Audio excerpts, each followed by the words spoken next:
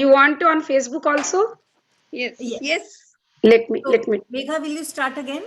Okay, sure. Just a minute, I'll tell you. Just a minute, I forgot to. Fine. Just a minute.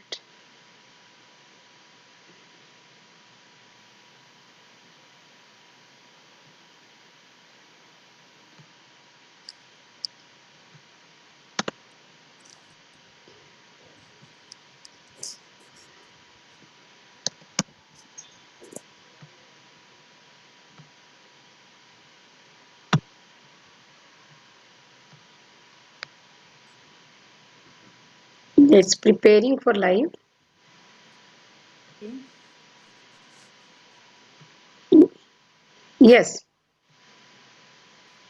Namaste and welcome everyone. I am Megha and I welcome the Council President, Mrs. Sonal Mitra, and our honored guest speaker for today, Mrs. Uttara Nerurkar. Over to you, Sonal. Good evening, everyone. Thank you, Megha. Friends, having celebrated Lohri, Pongal, Bihu, Makar Bilaku, Peda Pandya, Makar Sakranti, and sun traveling in Uttarayana, it couldn't have been a more auspicious start in our endeavor to bring about awareness of Vedas to all. To this effect, we have a very renowned and qualified person in Uttara Nerurkar, also known as Vedika scholar, to talk to us. For more about her, I hand over to our Vice President Megha. Over to Megha. Thank you, Sonal.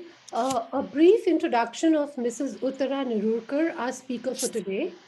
Um, Uttara Nerurkar is a BTech in Chemical Engineering from the Indian Institute of Technology, Kanpur. She worked for 15 years in leading chemical engineering and software companies like Engineers India Limited and Infosys Limited. At Infosys, she co authored a book on software engineering, and her research papers were published in international software magazines and journals, and also presented at international conferences. Since 2001, Uttara has been pursuing the path of. That she'll come. Sorry, is okay. Can everybody mute themselves for the introduction? So since 2001, Uttara has been pursuing the path of Adhyatma and studying the Vedas, Upanishads, and Darshan Shastras, and other Indian philosophical treatises, along with Sanskrit. She is mostly self-taught. However, her intensive studies have been recognized by experts. She has presented scholarly papers in national and international conferences like the 16th World Sanskriti Conference, Bangkok 2016. Her research papers have also been published in leading journals like the Journal of the Indian Council of Philosophical Research. She is the author of two popular books, The Smokeless Fire, Unraveling the Secrets of Isha, Kena and Katha Upanishads, and The Causeless Cause, The Eternal Wisdom of Shvetashvatara Upanishad, both of which are available on Amazon and Flipkart. She regularly writes in renowned Vedika magazines like Dayanand Sandesh and with Vedvani, also others, and gives discourses on Vedika and subjects in various community forums. She has been teaching Indian spiritual and philosophical texts such as Upanishads, Yoga Darshana, Sankhya Darshana, Manusmriti, and Bhagavad Gita, and also Sanskrit for over 11 years. She has created several videos in multiple languages on YouTube and maintains a website to introduce the wealth of Indian knowledge, especially spiritual knowledge, to the world. Uttara strongly believes that knowledge contained in our ancient texts is highly relevant today. Her message is to echo the clarion call of Swami Dayanand Saraswati of Arya Samaj, return to the Vedas. Over to Mrs. Nerurkar. Thank you, Megha. let us start with a prayer which asks God to remove all that is bad from. But before that, let me just share the screen.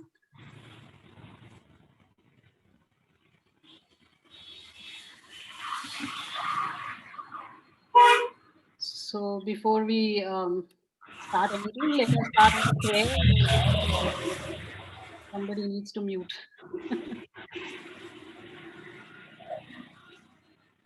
Can everybody please mute? Okay. All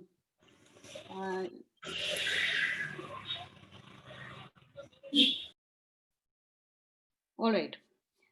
So we'll say a prayer for asking God to take away all that is bad and bringing in all that is good.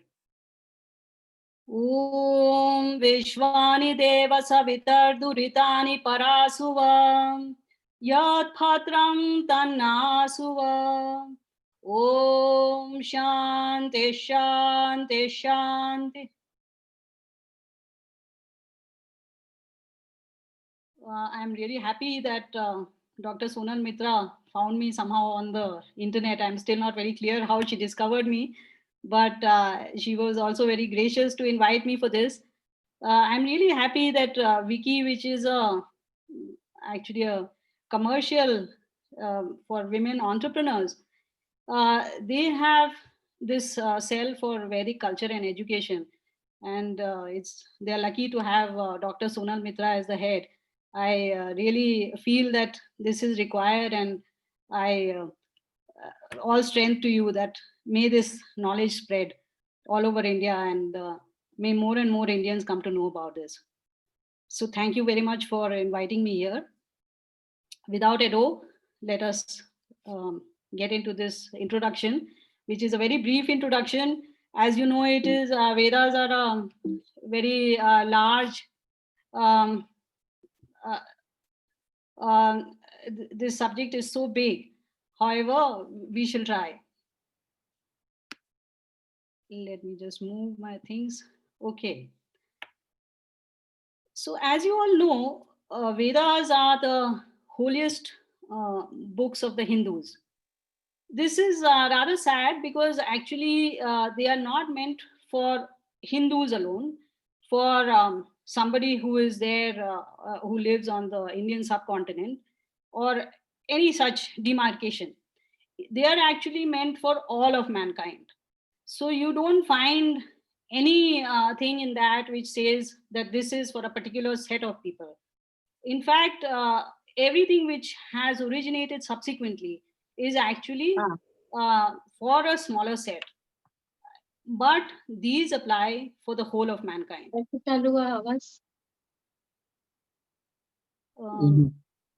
I think Induji, you probably need to mute people because you can mute them.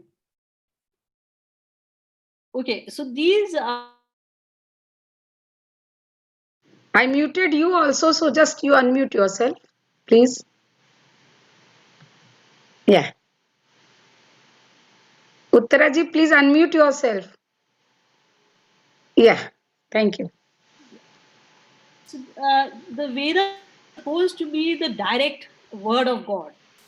So they appear to these the early sages, the rishis, as is.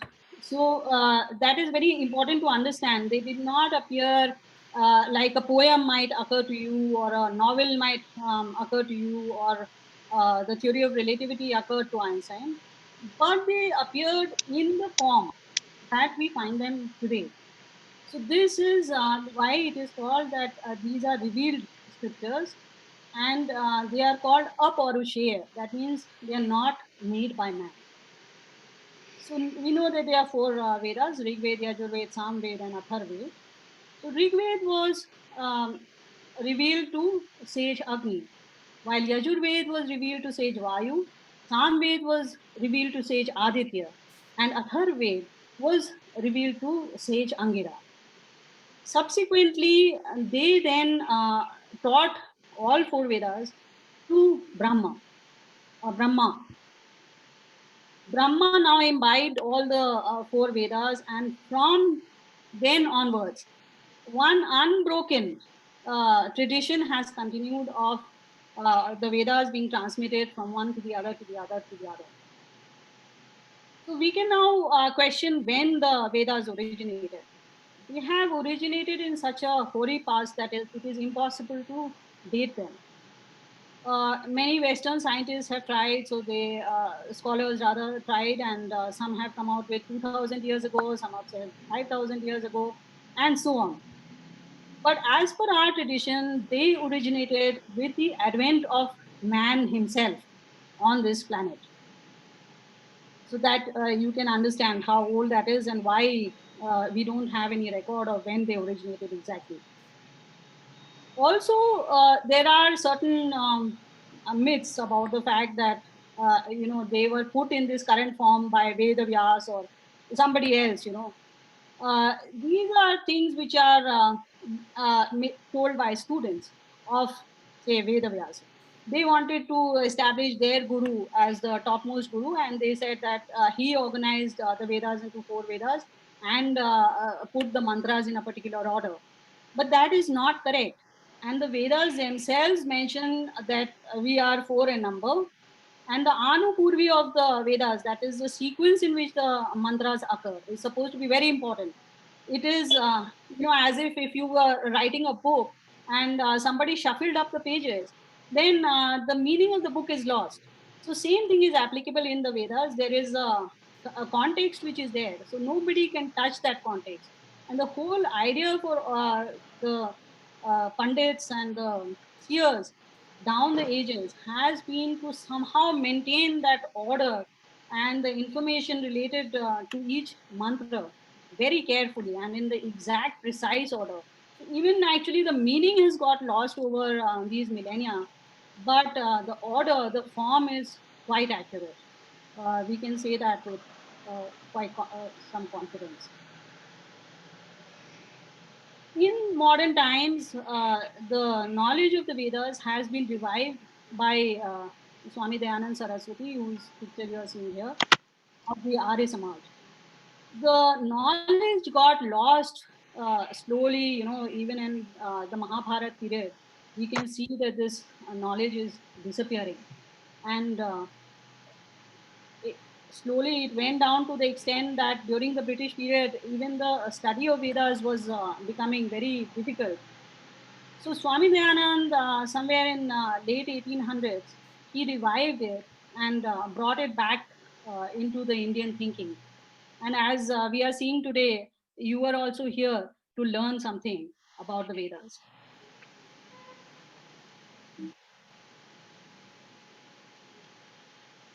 Now let us look at what they contain. So as you would expect, they contain dharma, which is what should be your approach to life. How should you think you should proceed with your life? What are the goals of your life? What are the various goals which are available to you, out of which you can pick and choose the ones which work for you? Then you have to look at duties and responsibilities, because just working for yourself is a very selfish motive. There are duties which we have towards our families, towards society, towards the country, towards the world. So all those duties and responsibilities are also mentioned in the Vedas. Over and above this, we find that there is knowledge about the universe in the Vedas. You might find this a bit of a hyperbole, but Vedas tell you what are the entities which populate this universe and what is their relationship with each other. Where do you stand in the middle of all this? All this is taught by the Vedas. Over and above this, we have everything which is required by man, which is used by him: sciences, arts, mathematics, engineering, agriculture, music, dramaturgy. All these things have their root in the Vedas. We say that this is presented in seed form, and it's not presented as if Einstein's theory of relativity will be presented as a textbook, but it will be presented in a seed form to you from where you can proceed forwards. So it is to give you a jump start. Sometimes we don't appreciate this fact too much, and we think that with evolution man could discover everything by himself. So there is a documentary which I was watching on Amazon Prime. I've forgotten the name of the documentary, but it was about the planet Earth, and Benedict Cumberbatch was the the speaker in that. You can please locate it if possible. So that covers a Pacific island, which is so remote that it is hardly been touched by outside civilization.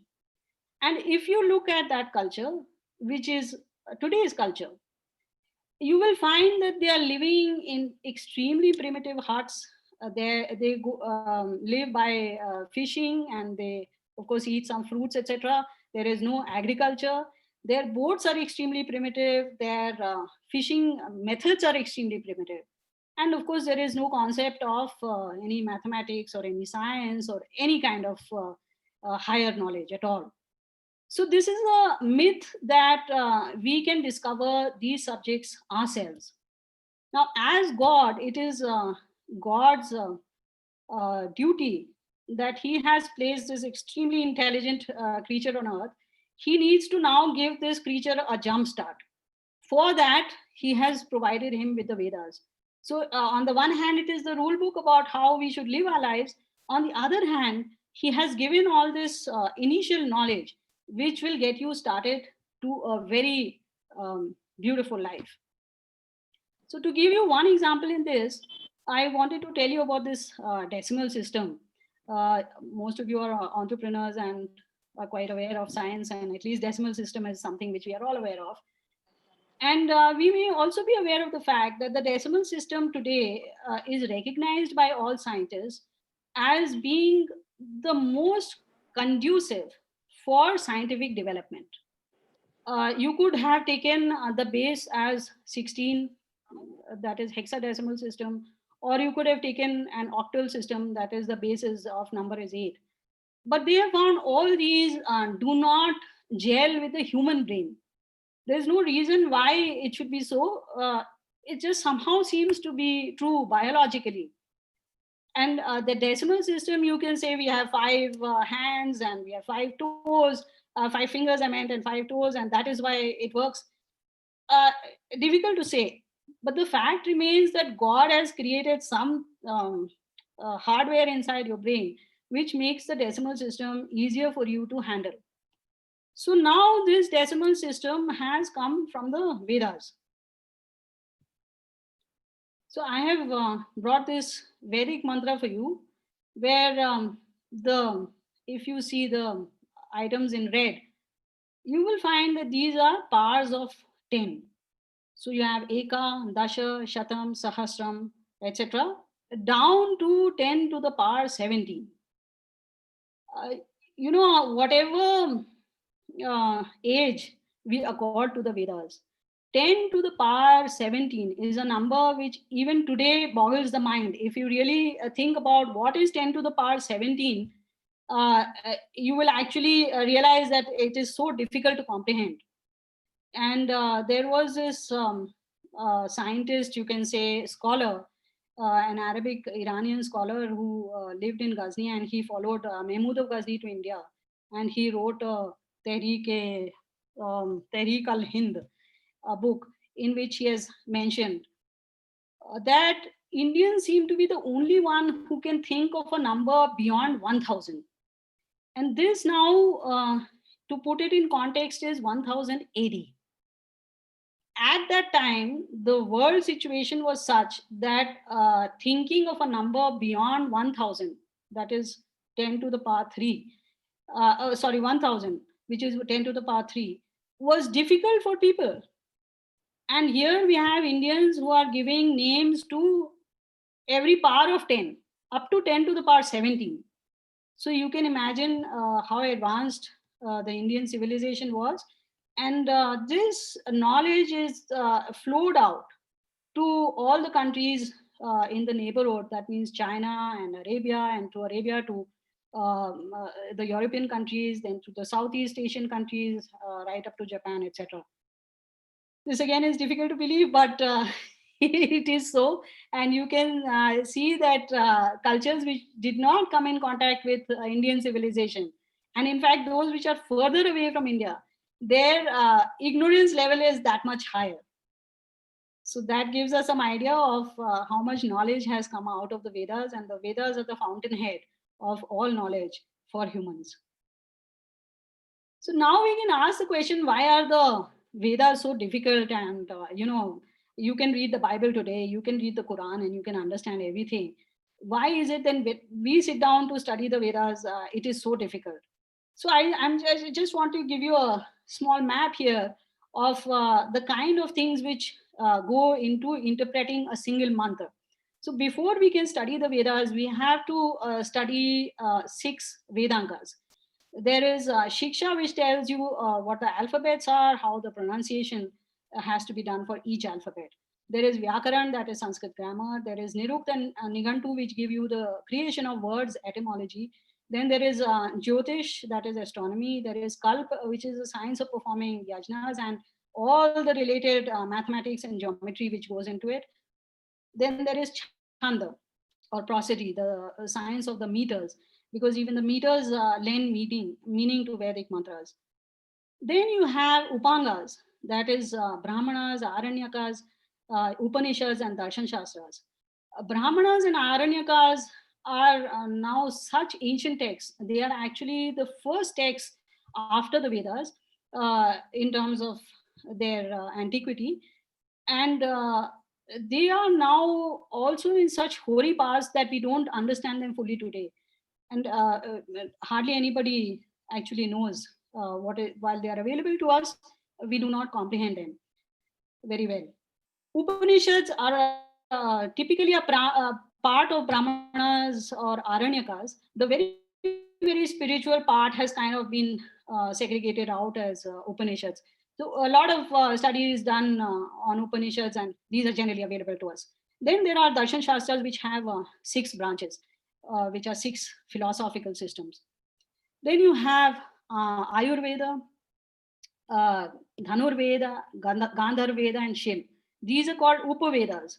And Ayurveda, as you know, is the science of medicine. Dhanurveda is the art of war. Gandharveda is about music, and Shilp is about architecture. All these have to be known by a person in order to interpret a single mantra. On top of that, we have 1127 shakhas, that is slight variations, recensions of the Vedas, which different schools of thought have created slight variations in order to clarify the meaning. So those also typically should be studied by a scholar before interpreting. So now you can comprehend what is the complexity which goes into interpreting the Vedas. Since this knowledge now has been lost, most people are not able to comprehend so much. You have to be like 100 times, 1000 times Leonardo da Vinci to be able to store all this information. With difficulty, we store just Ayurveda in our head, for example. So we have very few scholars who can do this. It was supposed to be done only for rishis. It was possible, who by their very tapa could expand their brain and store all this information. So the whole purpose of telling you about this is that you should be very careful about which commentary you're reading on the Vedas. Please don't pick up any book which comes into your hand. There are a lot of people writing about the Vedas these days. They have no idea what this is. I know people write about Upanishads and they call Katha Upanishad as Katha Upanishad. So, so much ignorance exists in our society today. Please pick up the commentary of a seer and don't pick up commentaries written by ordinary people. I am, of course, an ordinary people too, but I am standing on top of their commentaries, and hopefully I will not let you down. So to just give you some idea of the complexity of the Vedas and how it can be misinterpreted, let us take this small word Agni, which we all comprehend. which is there in all our regional languages, and which means fire. So that is the meaning which we understand, and you will find that a lot of interpreters have interpreted Agni as only fire in the Vedas, and then said that Indians were fire worshippers, the Vedic people were fire worshippers. So now I want to tell you about this Agni and the process which is followed in interpreting the Vedas. Agni comes from a root which is Agi, and along with a suffix, it becomes Agni, which gives it the meaning of the first, primary, the one that is in front. In Hindi, we call this Aage. And you will also know that for fire in Hindi, we say Aag. So Aag and Aage, you can see the similarity which is there, which it is originating from the fact that the root is Agi in both cases. So why is Agi, which has now got transformed into Agni, giving this meaning of Agrini, the one which is in front? That is the science of etymology. Now that you have this meaning of the one that is in front, we get different interpretations of the word. So God can be Agni because he is the one who came first in the universe. He woke up first and created the universe. Then a king can be Agni because he is the first among his people. Then any leader can also be Agni. In fact, this is not the end of the meanings of Agni. There are many other meanings which are associated with Agni. So this shows you that just one word is leading to so many interpretations. So how many meanings does a mantra have? And it is true that each mantra, typically most mantras of the Vedas have multiple meanings, because otherwise in just some 20,000 odd mantras, how can you compress the knowledge of the universe? It is only possible because each mantra allows for many interpretations. Of course, if we are able to get even one, that is good for us. So let us look at some of the questions which are typically there in our minds. So first question which we are hit with is, are these Agni, Vayu and all are mentioned and they are being eulogized and prayers to them, Agni Mire Purohitam.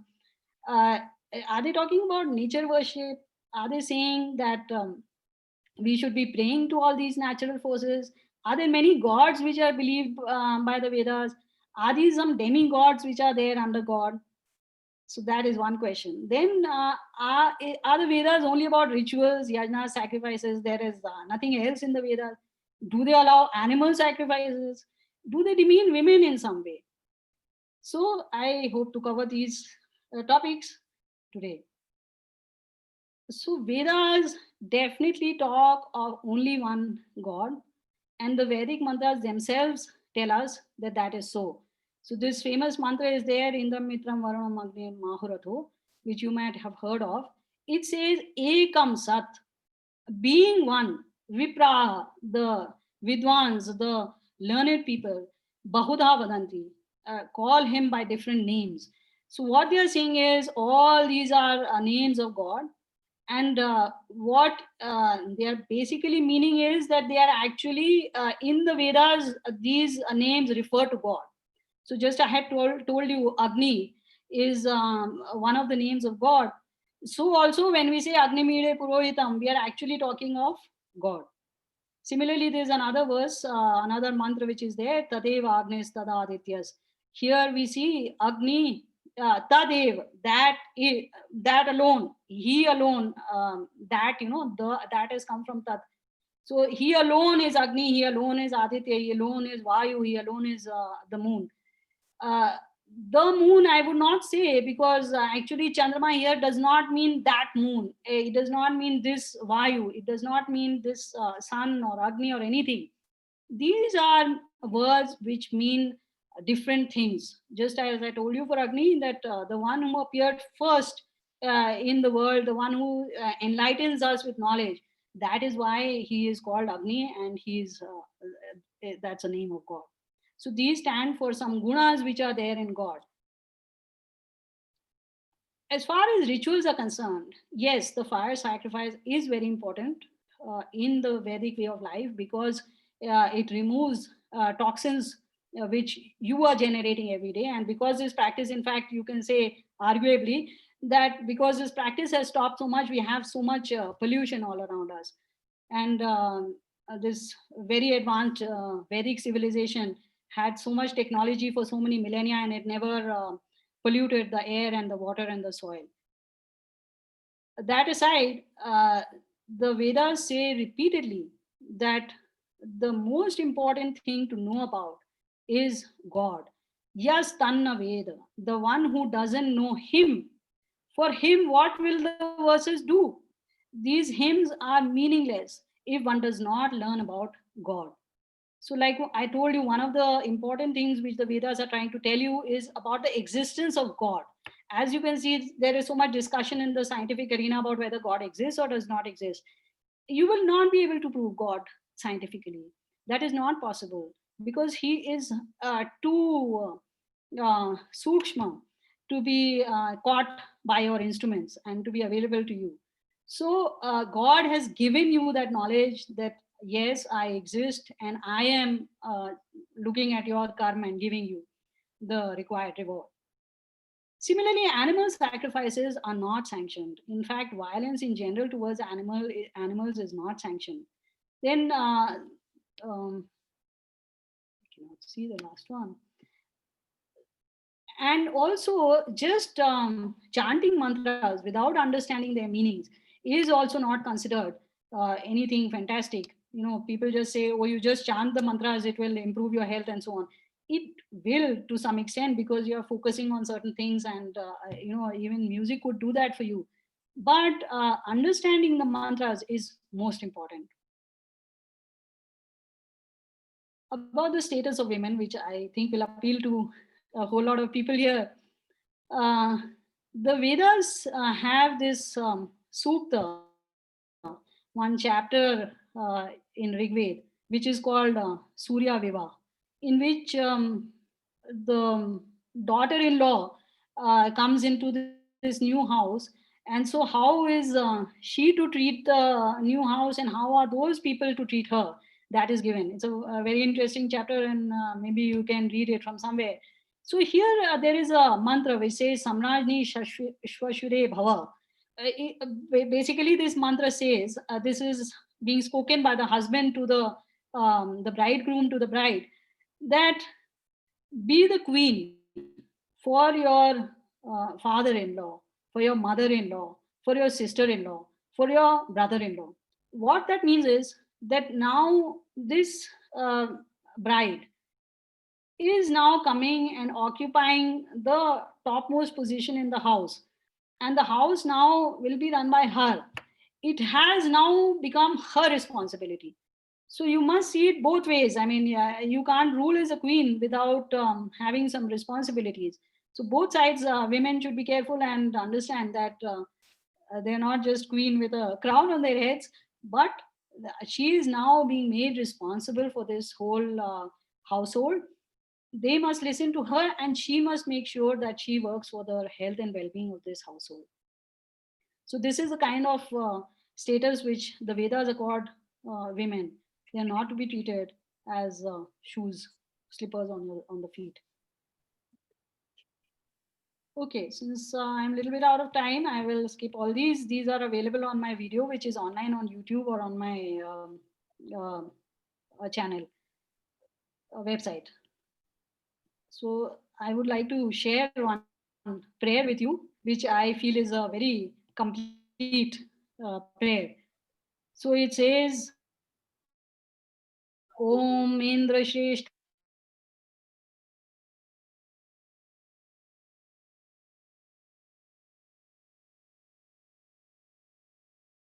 Indra.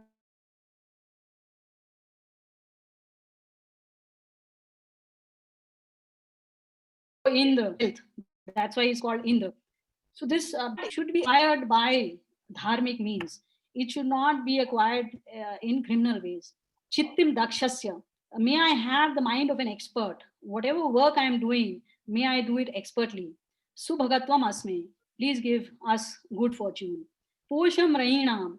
May my wealth give me health. This is again something, which we don't understand the value of this sometimes. And very rich people, they waste their wealth in drink, and they abuse it with drink and drugs. So that is the kind of thing which we are telling God, may I not get into those bad habits with the wealth which you gave me. Arishtim tanunam. Give me health of the body, give me power of the body. Swadmanam vacha. May my speech be sweet. Sudinatva mahanam. May all my days be auspicious. So you can see what a lovely prayer this is. Please include it in your everyday routine. And one more a verse I want to tell you, which is about self-reliance. We are sometimes fed this thing that Gita says, "Jo kuch ho raha hai, acha ho raha hai. Everything which is happening is good. Don't try and interfere. Don't strive for anything. Don't do anything. God is taking care of everything." So here God is telling you, "Swayam vajins tanvam kalpayasva." He says, "Oh, person on the move, vajin, uh, build up the strength of your own body, and yourself find what you want to do, connect with the right people, connect with the right tools, connect with the right knowledge, and then enjoy yourself, the whatever comes out of that effort which you put in. So whatever are the gains of your business, of your efforts, enjoy them without any guilt complex that, oh, I should give away all my wealth. No, it is not like that. You should enjoy the wealth. It is in a dharmic way. Mahima tyanyena na sannashe. In this way, the greatness which you build, your greatness will not be destroyable by others. Nobody can say that this person is not good at this, because you have built this capacity in yourself. Nobody can negate it. We find this in corporate sometimes. I myself have seen it. So I really this mantra speaks to me. I hope it speaks to you too. With that, I would like to end my speech. I hope I have managed to give you some idea of what the Vedas are, and have encouraged you to take up the study yourselves. You can find some more information on my website and my YouTube channel. Om Sham. Dhanyavad. We thank Mrs. Uttara Nerurkar for taking out the time and her insight on the Vedas. It was a lovely talk, actually, and we look forward to some more with you, in fact. Thank you. Thank you. I would love to give a talk to you again. Yes, please. Lovely, intelligent ladies here. Mhm. Sonalji, would you like to say something? You're on mute. Yes. I was thinking if something else also she could tell us. I mean, so much of knowledge she has, and we are really thankful to you, Uttaraji. My So Bhagya. if ladies have time, we can ask If there are any questions, any questions.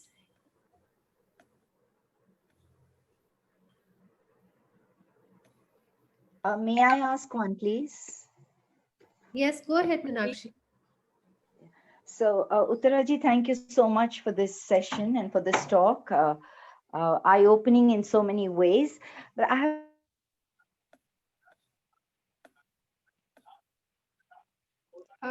Problem. I have a question not directly related to the Vedas, but the Mia. There is a lot of talk about the Manusmriti and a lot of misguidance about the Manusmriti as well, about what it says, or is it a text?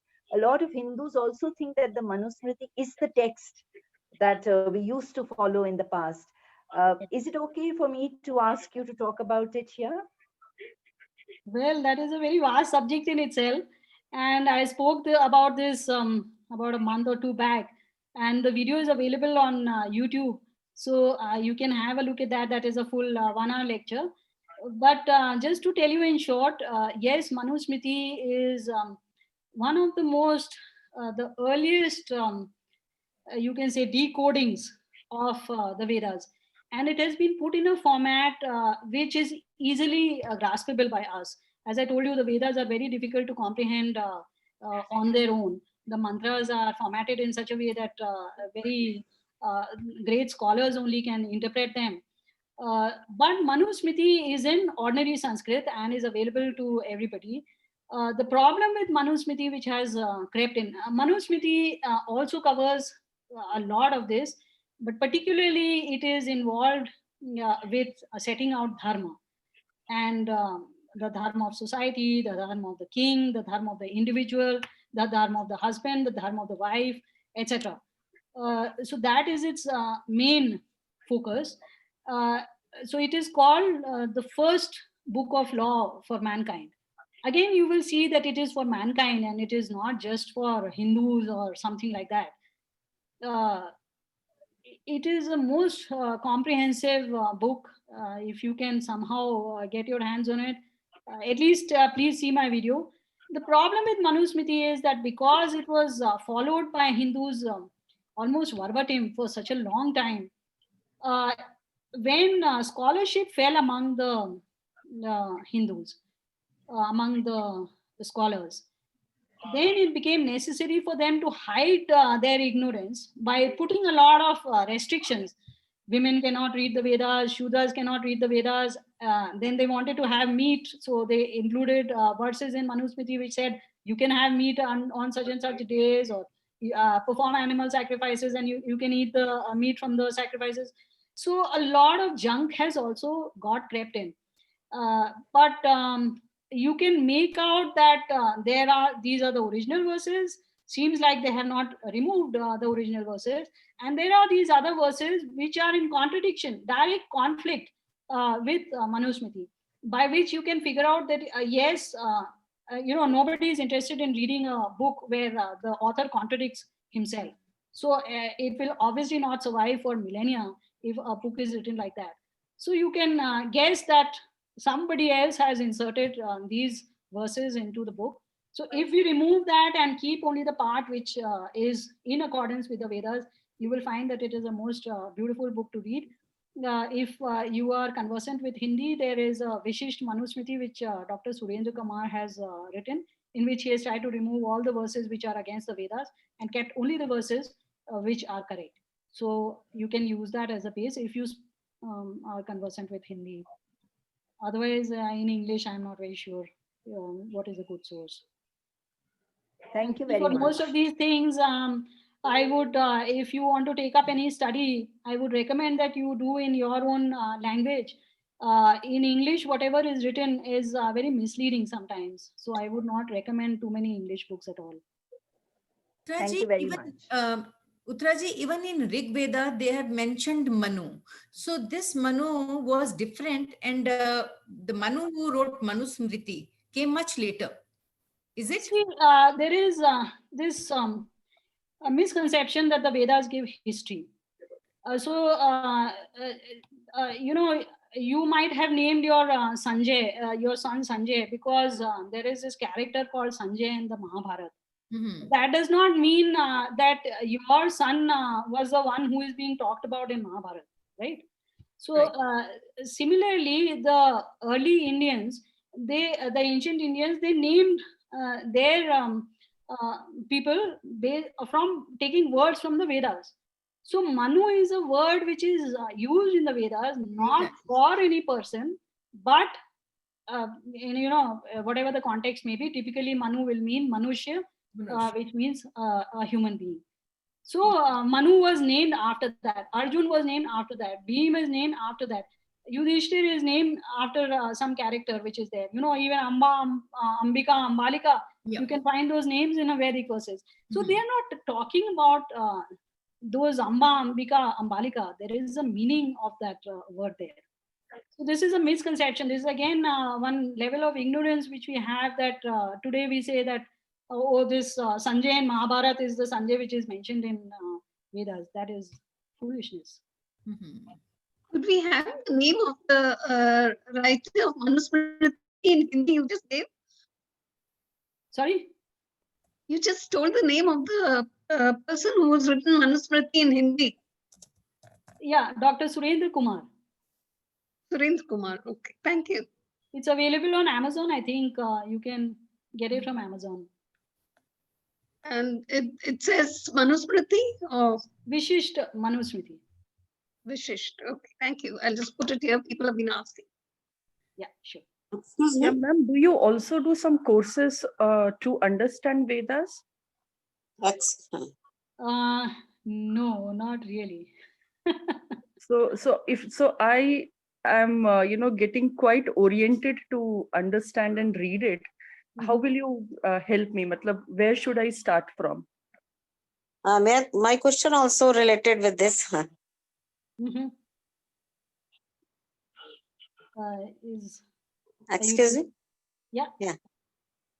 My question also related with this, that any people, he or she knows Sanskrit, can read Sanskrit or whatever, but Vedas pronunciation, recitation is some different, no doubt.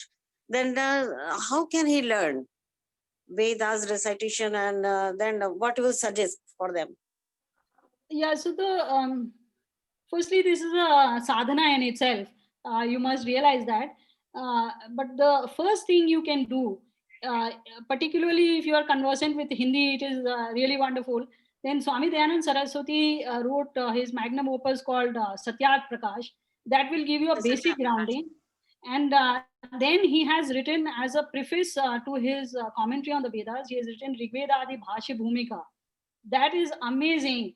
It will give you, it will just blow your mind. It will open all the windows and doors of your mind to what is the content of the Vedas. Even Satyal Prakash, actually, he has covered Satyat in Prakash is enough, yeah. yeah, it is very mind opening. It is really all the doubts which you have will start getting clarified. So I would recommend that you start over there. And then he has himself given a way in which you should proceed with your studies. So you can Yeah. take that path. Of course, we are not children anymore, so it is that much more difficult for us. So you can choose your path subsequently. But he has himself given directions, and you will realize which way you are oriented. Thank you very Thank much. you, thank Then you, ma'am. the starting people first they should read Vedas, I Yes, think. yes. That is Okay. And one more thing that Dr. Mridul Kirti has done also in the Kavyanuvad of Vedas. Mhm. So that also you can, that is also available on Kavita Kosh on .com. So Dr. Mridul Kirti's you can also refer. Yeah.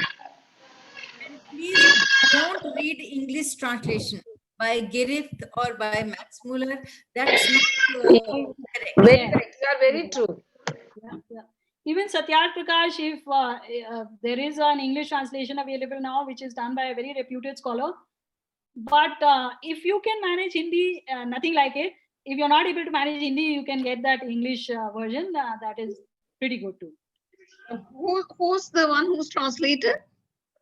Pandit Upadhyay, Pandit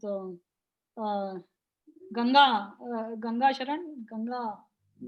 I am just forgetting Ganga something Upadhyay.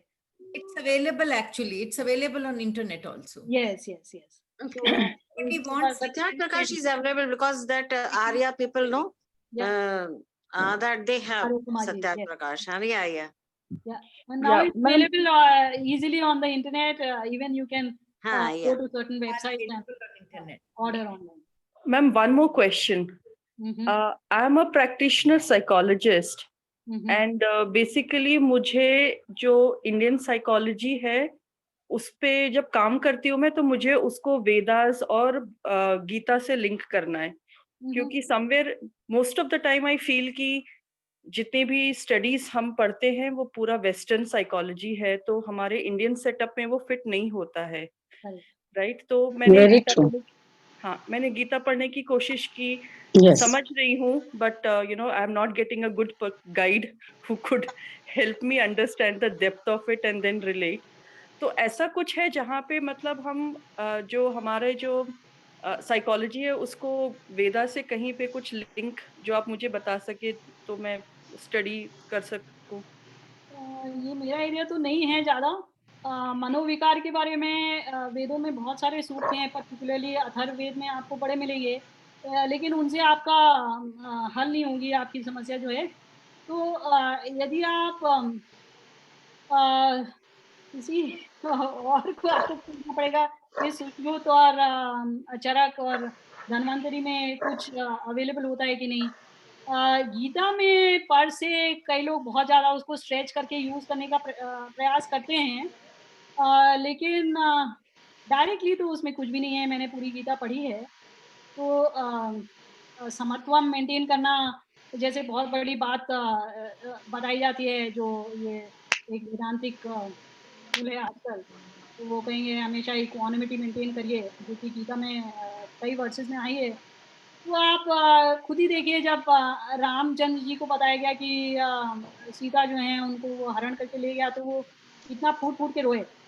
तो हम समझते हैं कि ये समत्वम है, लेकिन जो worldly लोग हैं उनके लिए समत्वम उतना ही कठिन है। वो चीज़ आपको अंदर अपने विरक्ति से ही डेवलप होती है। जब आप सबसे डिस्टेंस मेंटेन करते हैं तो इमोशनल आपका कनेक्ट नहीं होता है, तो आप अपने इमोशंस को कंट्रोल कर सकते हैं। जब तक आप सब चीज़ से बहुत ज़्यादा लगाव रहेगा आपका जितना, तो उतना आपका इमोशनल अप्स डाउन्स होते रहेंगे।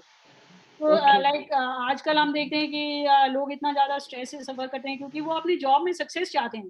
तो वो उतना उनका ओवरपावरिंग इम्पोर्टेंट गोल होता है कि जब वो नहीं पाते हैं तो वो एकदम डिप्रेशन में चले जाते हैं। तो मेन चीज़ साइकोलॉजिकल प्रॉब्लम ये है कि हमारे जो डिज़ायर्स हैं they are not in keeping with our capabilities. बहुत सुंदर बताया है आपने। बहुत सुंदर ये बात कही है कि आसक्ति ही सबके पीछे कारण होता है। लेकिन वीना जी, मैं एक बात इसमें अगर मुझे इजाजत दें, आप लोग मृदुला जी और सोनल, तो मैं कह सकती हूँ। हाँ जी। हाँ, तो इसमें ये है कि गीता में बहुत जगहों पर जो आप ढूंढ रही हैं ना, मानसिकता की जो बात कर रहे हैं, हम इमोशनली जो हम मनोवैज्ञानिकता की बात कर रहे हैं, वो हमारे सभी शास्त्रों में है और गीता में बहुत डीपली इस चीज को दिया गया है। और अभी मैंने एक गीता का अनुवाद डॉक्टर ये ब्रिज चोपड़ा जी कर रही हैं, ये स्वामी रामकृष्ण परमहंस की ही शिष्य में, उनका नाम अभी ध्यान नहीं आ रहा। वीना जी, मैं मृदुला जी या सोनल को दे दूंगी। तो उस अनुवाद में मनोविज्ञान के आधार पर भी काफी अच्छा विश्लेषण किया गया है, जो कि आप ढूंढ रही हैं। तो मैं उस दृष्टि से आपको कह रही हूँ कि आप उन चीजों को देख सकती हैं और जैन शास्त्रों में भी आप इन चीजों को ढूंढ सकती हैं। ऐसी बात नहीं है, वेदों के अलावा गीता में भी बहुत कुछ है और जैन शास्त्रों में भी है। और जैसा कि अभी उन्होंने उदाहरण दिया उत्तरा जी ने, जैसे राम फूट फूट कर रोए, तो अगर आप रामायण को भी मनोवैज्ञानिक दृष्टि से देखेंगी तो आपको उसमें बहुत सारे पहलू नजर आएंगे जो आप रिलेट कर सकती हैं मनोविज्ञान से। क्योंकि जहां पर जो कुछ भी किया गया है, जो भी निर्णय राम ने लिया हो, सीता ने लिया, जिसने भी लिया, उसमें मनोवैज्ञानिकता बहुत, मतलब अंदर में मनोवैज्ञानिकता है जिसको कि हम उसको देख सकते हैं। चाहे वो राम का पात्र हो या लक्ष्मण हो या दशरथ हो या कैकेयी हो या हनुमान हो या भरत हो, सब जगह मनोवैज्ञानिकता तो आप बिल्कुल निकाल सकते हैं परिवार की दृष्टि से, जो मेरी सोच बनती है। तो आप उस दृष्टि से देख सकते हैं। और अगर आप चाहेंगे तो मैं आपको 2-4 किताबों के नाम और बता दूंगी। और गीता भी, जो आपने सरलीकरण की बात की है, तो जो मैं अब एक्चुअली उसकी एडिटिंग कर रही हूँ, तो उसमें इतना सरलीकरण किया गया और बहुत सुंदर ढंग से मनोवैज्ञानिकता को लेते हुए गीता को समझने का एक बहुत सुंदर कदम भी है। तो वो भी मैं आपको उसका भी भेज दूंगी लिंक।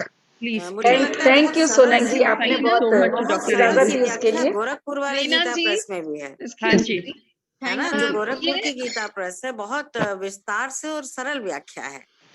इसमें भगवान श्री कृष्ण कहते भी हैं कि मैं वेदों में सामवेद हूँ, है ना, वो चर्चा आती है वहाँ। बिल्कुल बिल्कुल। अपने स्वरूप का वर्णन करते हुए तो वहाँ बड़ी मनोवैज्ञानिकता है, वो बिल्कुल आसक्ति से जोड़ते हैं। अदित्रा जी, जी हाँ जी, नहीं, वो आयुर्वेद की भी एक शाखा मनोविज्ञान के साथ जुड़ी हुई है, बिल्कुल बिल्कुल जुड़ी हुई है। कोई भी बीमारी पहले तो मन में ही पैदा होती है, बोलते हैं ना मनोविज्ञानी, साइकोसोमेटिक जो बोलते हैं, वो तो बिल्कुल वही आधार है। आप उसका Right. बीमारियों का। जी जी Right. उत्तरा जी, हाँ जी, हाँ मैं जी। कह रही थी कि वो हाँ। अंग्रेजी का जो सत्यार्थ प्रकाश का ट्रांसलेशन है वो गंगा प्रसाद उपाध्याय जी ने लिखा। जी, याद आ गया उन्हें। जी Thank you. Thank you thank you. Raji, thank you so much. And I'm sure next, whenever we'll call you, you'll give us, this much that another talk we'll have from you. आप सभी का बहुत बहुत धन्यवाद, अच्छा लगा सुन के सबको। बिल्कुल उत्तरा जी, आपका सब्जेक्ट हमारी इस काउंसिल के साथ बिल्कुल मिलता है, so चलिए, we need your help further. Yes. definitely anything I Thank you can so help, I much. will be. All your talks And on. ma'am, and uh, ma'am कोई एक छोटा सा कोर्स अगर आप डिजाइन कर सके तो I know. It will be really helpful. मतलब मेरे लिए तो सोने पे सुहागा वाली बात होगी। वेदों के ऊपर उत्तरा जी, हाँ, उत्तरा जी, वेदों के छोटे ऊपर। courses वेदों के ऊपर। Right. आप थोड़ा सा मेरा वेबसाइट भी जाके देखिए, आपको उस पे वहां पर बहुत इन्फॉर्मेशन मिलेगा। Sure. लेकिन जरूर जो आपने बोला है मैं ट्राई करूंगी अवश्य। Sure. Thank you. Thank you. Thank you so much. Thank you very much. सौभाग्य जी बहुत बहुत धन्यवाद।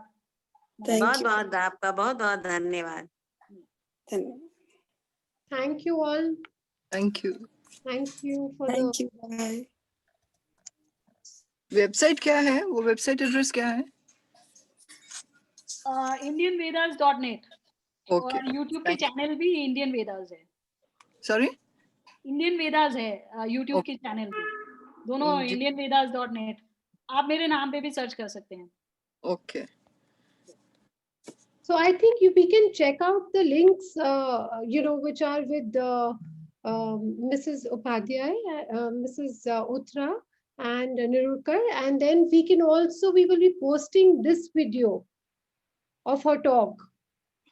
Yeah, we'll So Indu ji, I will request Indu ji. I will take her help. Right now, Indu ji mute. Indu ji, आप mute हैं। हाँ हाँ, मैं आप लोगों को लिंक भेज दूंगी, so you can download and she can Uttara ji can download in her YouTube also, and I will download in my YouTube and I will send you the link. Wonderful. Thank And you. it's now live on Facebook also, so anybody can share from Facebook. I send a link Sonal and Mridula also. Sonal, please check. I sent you. we would really want you to come back and continue from where we left and Yes, take agree. one more session with us. Megha, Definitely. I know. Definitely, because there is such a large subject. In one sitting it is impossible to cover too much ground. So there are many aspects. Series, this is the first talk. Now, after this, we'll request that whenever you come, Yes. you start with little, and in between we can have Upanishads also. It was so beautifully compiled, it made it so simple to understand. I think that was the beauty of the way you took us through the talk. It was really nice. Really happy. Uttara जी, हाँ जी। हाँ नमस्कार, मेरा नाम अंजना है। सबसे पहले तो मैं आपको थैंक यू कहना चाहती हूँ। जैसे अभी मेघा कह रही थी, आपने इतना सिंप्लीफाई और सहज तरीके, वेद सुनते ही हमें और जो बताने भी आते हैं वो पता नहीं पहले ही अपने आप को 2-4 सीढ़ी ऊपर चढ़ा लेते हैं, पर आपने इतने सहज तरीके से बताया कि आपको जाने देने का मन नहीं हो रहा है। तो डॉक्टर सोनल, आप पहले ही अगली बार का प्रॉमिस ले लीजिए। मैंने उसको बता दिया है अगली बार में, और we are not going एक टॉपिक सिलेक्ट कर दीदी, सकते हैं। अर्णव को दही चावल दे देना। आप एक टॉपिक सिलेक्ट कर सकते हैं और हम लोग फिर उस दिन उसी टॉपिक पर बात कर सकते हैं। वो मतलब बहुत मजा आए। She knows she'll choose on herself that एक हो गया तो now next what like, Yes, so that yes. people can learn one by one. Thank you so much. Nice Sophaji. Thank you so much.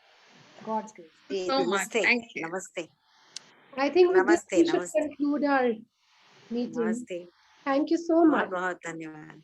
Thank you for giving me the platform, and I'm really happy I was able to communicate to so many of you. It was a pleasure for me. Thank you so much. Thanks for coming, Manjari and Bharti, Palka, Thank you. Rupa. Everyone, and thank you Indu for hosting it. Thank you so much. No, hosting is Sonal Mitra. Just I am here. Nothing, I mean, Thanks to Really, all of thank you. No, it's a no need to And thank. it It's my pleasure. I listen. So nice talk. So much knowledge we gain it. So I have to thank you, Sonal Mitra and Mridula Sharma ji, thanks to you. as Without well as you, Uttara it ji wouldn't also, have been possible. because she has given so nice talk. I know, Thank you very without much. you, it wouldn't have been possible. Yes. तो सोनल, अब ये हम अपने भाषा समूह पे डालेंगे।